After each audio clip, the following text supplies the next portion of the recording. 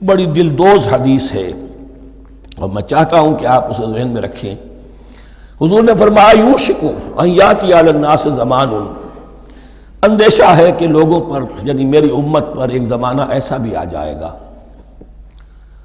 اب گنتے جائیے، لا یبقى من الاسلام الا اسمہ، اسلام میں سے اس کے نام کے سوا کچھ نہیں بچے گا، ولا یبقى من القرآن الا رسمہ، قرآن میں سے اس کے رسم الخط، الفاظ اور حروف کے سوا کچھ نہیں بچے گا۔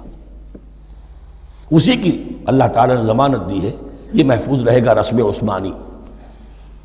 مساجدہم عامرۃ، ان کی مسجدیں آباد تو بہت ہوں گی، وہی خراب من الہدی، ہدایت سے خالی ہو جائیں گی۔ یہ خراب کے لفظ سے ہی خراب من الہدی، وعلماؤہم شر الناس تحت ادیم السماء، اور ان کے علماء آسمان کی چھت کے نیچے کی بدترین انسان ہیں۔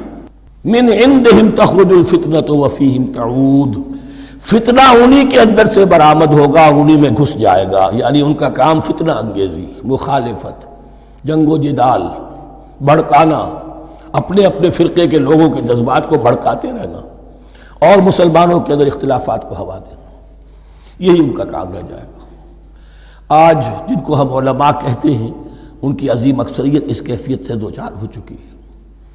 جب مذہب اور دین پیشہ بن جائے تو کوئی خیر اس میں باقی نہیں رہتا۔ یہ دین اور مذہب پیشہ نہیں تھا، اسلام میں کوئی پیشوائیت نہیں، اسلام میں کوئی پاپائیت نہیں، اسلام میں کوئی برہمنزم نہیں، اسلام تو ایک کھلا، ہر شخص کتاب اللہ پڑھے، ہر شخص عربی سیکھے، ہر شخص کو امامت کے قابل ہونا چاہیے، ہر شخص اپنی بچی کا نکاح خود پڑھائے، ہر شخص اپنے والد کا جنازہ خود پڑھے۔ یہ جو ہم نے پیشہ بنا لیا ہے اور پھر انہیں پیسے دیتے، ظاہر بات ہے کہ پھر اس پیشے کے اندر تو پیشے میں عیب نہیں، رکھیے نہ فرہاد کو نام، پھر تو پیشہ میں تو جو کچھ پیشہ ورانہ چشمکیں ہوتی ہیں اور جو خباثتیں ہوتی ہیں وہ آتی ہیں۔ لیکن ساتھ ہی یہ بات واضح رہے کہ علماء حق سے دنیا خالی نہیں ہوگی، علماء حق بھی ہیں، لیکن کسی کے ماتھے پر لکھا ہوا نہیں ہوتا کہ یہ علماء حقانی میں سے اور یہ علماء سوء میں سے ہے۔ باقی یہ صحیح بات ہے کہ اکثریت ادھر جا چکی ہے، ورنہ امت کا بیڑا غرق نہ ہوتا، سیدھی سیدھی بات۔ یہ بیڑا غرق ہوا ہے تو آخر کو سبب ہے۔